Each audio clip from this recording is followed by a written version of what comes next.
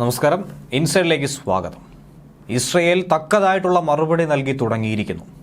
നൂറുകണക്കിന് യുദ്ധവിമാനങ്ങൾ അയച്ചാണ് 1000-ലധികം ഹിസ്ബുള്ള കേന്ദ്രങ്ങളെ തകർത്ത് തരിപ്പണമാക്കാനായി അവർ തീരുമാനിച്ചിരിക്കുന്നത്. അതിശക്തമായ തിരിച്ചടി എന്നതിനും അതോടൊപ്പം തന്നെ ഹിസ്ബുള്ള തലവന്റെ തലയെടുക്കുക എന്ന ലക്ഷ്യവും ലെബനനിൽ കയറിയായിരുന്നാലും ആ തലവനെ തീർക്കുമെന്ന വാശിയുമാണ് നിലവിൽ ഇസ്രയേലി ഡിഫൻസ് ഫോഴ്സിന് മുന്നിലുള്ളത്. ഹിസ്ബുള്ള കേന്ദ്രങ്ങൾ അരിച്ചു പറക്കുകയാണ് ഇപ്പോൾ ഇസ്രയേൽ. അതിശക്തമായ തിരിച്ചടി നൽകി തുടങ്ങിയെന്ന് ഇസ്രയേൽ പ്രതിരോധ സേനയും വ്യക്തമാക്കുന്നു. ലെബനനിലെ ഹിസ്ബുള്ള കേന്ദ്രങ്ങളിൽ ശക്തമായ ആക്രമണം നടത്തിയെന്ന് ഇസ്രയേൽ പ്രതിരോധ വകുപ്പാണ് നിലവിൽ വ്യക്തമാക്കിയിരിക്കുന്നത്. തങ്ങളുടെ എക്സ് പ്ലാറ്റ്ഫോമിലൂടെയാണ് അവർ ഇത് തെളിയിക്കുന്ന തരത്തിലുള്ള വീഡിയോ ദൃശ്യമടക്കം പങ്കുവച്ചിരിക്കുന്നത്. ഹിസ്ബുള്ള അതിശക്തമായ രീതിയിൽ തിരിച്ചടിക്കുമെന്നും പ്രതികാരം വീട്ടാനായി തങ്ങളുടെ പക അത് പൂർത്തീകരിക്കാനായി തയ്യാറെടുപ്പ് നടത്തുകയായിരുന്നുവെന്നും ഇസ്രയേൽ പറയുന്നു. അതുകൊണ്ട് അതിനെ ശക്തമായി തന്നെ തുടക്കത്തിൽ തന്നെ പ്രതിരോധിക്കാൻ തങ്ങൾക്ക് കഴിഞ്ഞുവെന്നാണ് ഇസ്രയേൽ പ്രതിരോധ സേന വ്യക്തമാക്കുന്നത്. 100-ലധികം യുദ്ധവിമാനങ്ങൾ അയച്ചാണ് ഹിസ്ബുള്ളയ്ക്കെതിരായിട്ടുള്ള നീക്കം ഇസ്രയേൽ നടത്തിയിരിക്കുന്നത്. സൗത്ത് ലെബനിലെ 1000-ലധികം വരുന്ന മിസൈൽ ലോഞ്ചിങ് കേന്ദ്രങ്ങൾ ലക്ഷ്യമിട്ട് തന്നെയാണ് ഈ ആക്രമണം നടത്തിയത്. ഒരുപക്ഷെ ഇത് ചെയ്തില്ല എങ്കിൽ, ഈ ഒരു ചെറുത്തുനിൽപ്പ് നടത്തിയില്ല എങ്കിൽ തങ്ങൾക്കെതിരെ അതിശക്തമായ ആക്രമണത്തിന് ഹിസ്ബുള്ള തുനിഞ്ഞിറങ്ങിയനെ എന്നാണ് രഹസ്യാന്വേഷണ ഏജൻസി റിപ്പോർട്ട് നൽകിയത്. രഹസ്യാന്വേഷണ ഏജൻസിയുടെ റിപ്പോർട്ട് അനുസരിച്ച് തന്നെയായിരുന്നു ഈ ആക്രമണമെന്നും ഇതിലൂടെ മനസ്സിലാക്കാൻ കഴിയുന്നുണ്ട്. മൊസാദ് അടക്കം ഇതിന് കൃത്യമായ ചരടുവലികൾ നേരത്തെ തന്നെ നടത്തിയിരുന്നു. തങ്ങൾക്കുമേൽ ഇനി ഒരു ആയുധം പോലും, ഒരു പോറൽ പോലും സംഭവിക്കാൻ പാടുള്ളതല്ല, തങ്ങളുടെ ജനതയുടെ ജീവൻ നഷ്ടമാകാൻ പാടില്ല എന്നുള്ള ദൃഢനിശ്ചയത്തിൽ തന്നെയാണ് ഇസ്രയേൽ സേനയും പ്രതിരോധ സേനയും നിലകൊള്ളുന്നത്.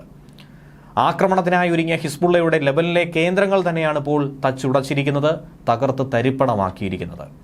ഇസ്രയേൽ കുടുംബങ്ങളെയും വീടുകളെയും രക്ഷപ്പെടുത്താൻ നടത്തിയ പലതരത്തിലുള്ള ഓപ്പറേഷൻ എന്നാണ് ഇസ്രയേൽ പ്രതിരോധ വകുപ്പ് ഈ വീഡിയോ പങ്കുവെച്ചുകൊണ്ട് ചൂണ്ടിക്കാണിക്കുന്നത്. സംഘർഷഭരിതമാക്കി മാറ്റുകയാണ് ഈ മേഖലയെ മുഴുവൻ.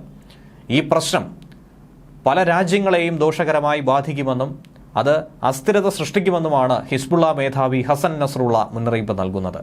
നേരത്തെയും പല സാഹചര്യങ്ങളിലും ഇക്കാര്യം ചൂണ്ടിക്കാട്ടിയിട്ടുള്ളതാണ്. ഇതിന്റെ ഉത്തരവാദിത്തം പൂർണ്ണമായും അമേരിക്ക തന്നെ ഏറ്റെടുക്കണമെന്നാണ് ഹസൻ നസ്രുള്ള ചൂണ്ടിക്കാണിക്കുന്നത്. കഴിഞ്ഞ മാസം ബൈറൂട്ടിൽ തങ്ങളുടെ മുതിർന്ന സൈനിക കമാൻഡർ ഷുവാദ് ഷുക്കൂറിനെ ഇസ്രയേൽ വകവരുത്തി. അതിനുള്ള പ്രതികാരം തങ്ങൾ വീട്ടിയിരിക്കും. അതുതന്നെയാണ് ഞായറാഴ്ചയുണ്ടായ ഹിസ്ബുള്ളയുടെ ഈ ആക്രമണമെന്നും ചൂണ്ടിക്കാണിക്കുന്നു. അപ്പോൾ ഇതിനെ പിടിച്ചു നിന്ന് തോൽപ്പിക്കേണ്ട, ഇതിനെ തിരിച്ചടിക്കേണ്ട ഉത്തരവാദിത്തം അത് ഇസ്രയേലിനാണെന്ന് ഇസ്രയേലും വ്യക്തമാക്കുന്നു. ഗാസയിലെ യുദ്ധം അവസാനിപ്പിക്കാനുള്ള ചർച്ചകൾ ഒരു ഭാഗത്ത് നടക്കുന്നുണ്ട്.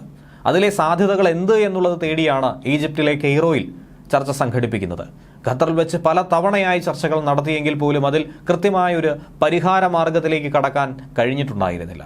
അതിനുശേഷമാണ് ഇപ്പോൾ ഈജിപ്തിലെ പ്രധാനപ്പെട്ട ഒരു ചർച്ച കൂടി നടക്കുന്നത്. ആ സാഹചര്യത്തിൽ തന്നെ ഞായറാഴ്ച ദിവസം രാവിലെ ഇസ്രയേലിലേക്ക് ഏകദേശം 320-ലധികം കത്യുഷ റോക്കറ്റുകളും മിസൈലുകളുമാണ് പാഞ്ഞെടുത്തത്. ലെബനീസ് സായുധ സംഘടനയായ ഹിസ്ബുള്ള ഇതേക്കുറിച്ചുള്ള കൃത്യമായ വിവരം പുറത്തുവിടുകയും ചെയ്തിട്ടുണ്ട്. അതിനുള്ള മറുപടി ലെബനിലെ 40-ലധികം ഹിസ്ബുള്ള കേന്ദ്രങ്ങളെ 100ഓളം പോർവിമാനങ്ങൾ ഉപയോഗിച്ചുകൊണ്ട് തകർത്ത് തരിപ്പണമാക്കുകയായിരുന്നു ഇസ്രയേൽ. ഇനി ഒരു കാരണവശാലും സമാനമായ നടപടിയിലേക്ക് കടക്കാൻ പാടില്ല. ഇനി ഒരിക്കൽ ആക്രമണമെന്ന് ചിന്തിക്കുമ്പോൾ തങ്ങൾക്കുണ്ടായ വേദന, നഷ്ടം ഇതൊക്കെ തന്നെ അവർ ഓർക്കണമെന്നാണ് ഹിസ്ബുള്ള മനസ്സിരുത്തി പഠിക്കണമെന്നാണ് ഇസ്രയേൽ നൽകുന്ന പാഠം. ഹിസ്ബുള്ളയുടെ ആക്രമണത്തിൽ നാവികസേനാംഗം ഡേവിഡ് മോഷെ ബെൻ ഷിത്രത്ത് അദ്ദേഹം ഉൾപ്പെടെ 3 പേർ മരണപ്പെട്ടുവെന്നാണ് ഇസ്രയേൽ പറയുന്നത്. 2 പേർക്ക് പരിക്കും സംഭവിച്ചിട്ടുണ്ട്. പ്രതിരോധ മന്ത്രി യോഗ് ഗാലന്റ് ഇസ്രയേലിൽ 48 മണിക്കൂർ അടിയന്തരാവസ്ഥ പ്രഖ്യാപിച്ച ഒരു സാഹചര്യം കൂടിയുണ്ട്. ഏത് സമയം ഹിസ്ബുള്ളയുടെ ഭാഗത്തു നിന്നും ലെബനിൽ നിന്നും ഒരു ആക്രമണം ഉണ്ടാകുമെന്നാണ് കഴിഞ്ഞ ദിവസം തന്നെ പ്രഖ്യാപിച്ചത്. അതനുസരിച്ചുകൊണ്ടാണ് ഈ അടിയന്തരാവസ്ഥ നീണ്ടുപോയിക്കൊണ്ടിരിക്കുന്നത്.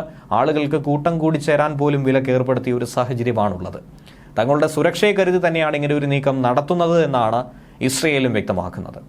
എന്നാൽ മറുഭാഗത്ത് പല രീതിയിൽ കടൽ മാർഗത്തിലൂടെയാണ് യമനിലെ വിമത വിഭാഗമായ ഹൂതികൾ ഇസ്രയേലിനെതിരെ ആഞ്ഞടിക്കാൻ തുടങ്ങുന്നത്. ഇസ്രയേൽ എന്നൊരു പേര് കേട്ടാൽ, ആരെങ്കിലും പറയുന്ന കണ്ടാൽ അവരെ ആക്രമിക്കുന്ന നിലപാടാണ് ഹൂതികൾ സ്വീകരിച്ചത്.